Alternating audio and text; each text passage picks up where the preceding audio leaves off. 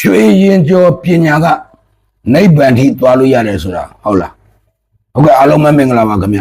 ကျွန်တော်ကတော့မွန်ပြည်နယ်မုဒုံမြို့ကရွှေရင်ကျော်ပညာအကြောင်းကို knowledge sharing လုပ်ပေးနေတဲ့ပညာသင်ရွှေတိုးပဲဖြစ်ပါတယ်ခင်ဗျအားလုံးပဲကျမ်းမာချမ်းသာလူရဆန္ဒပြေဝကြပါစေအခုကျွန်တော်မေးထားတာကနိဗ္ဗာန်ထိသွားလို့ရတယ်ဆိုတာဟုတ်လားတဲ့ခင်ဗျရွှေရင်ကျော်ပညာကသိကျင်အောင်တတ်ပါဟုတ်ကဲ့ပါဒါက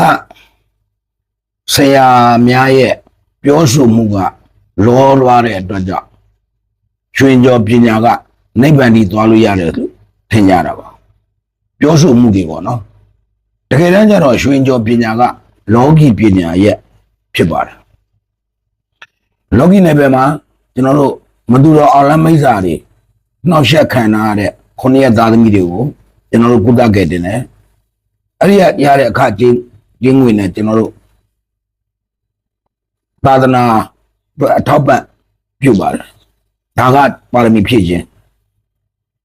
သာသနာကိုထိမ့်သိမ်းဆောက်ရှောက်နေတဲ့ယဟန်တန်ဃာတော်တွေကိုကြောင်းဆွမ်းစေးသင်္ကန်းအစရှိတဲ့ပစ္စည်းလေးပါတာယကတွေကျွန်တော်တို့ပြုလုပ်ကြပါတယ်အဲ့ဒါကတော့ကျွန်တော်တို့ဒီရွှေကျော်ဆရာမများရဲ့ပါရမီဖြည့်ခြင်းပါနောက်တစ်ခုကဒီပညာကိုယူတဲ့ဆရာမအားလုံးဒီမိမိနှစ်သက်ရာ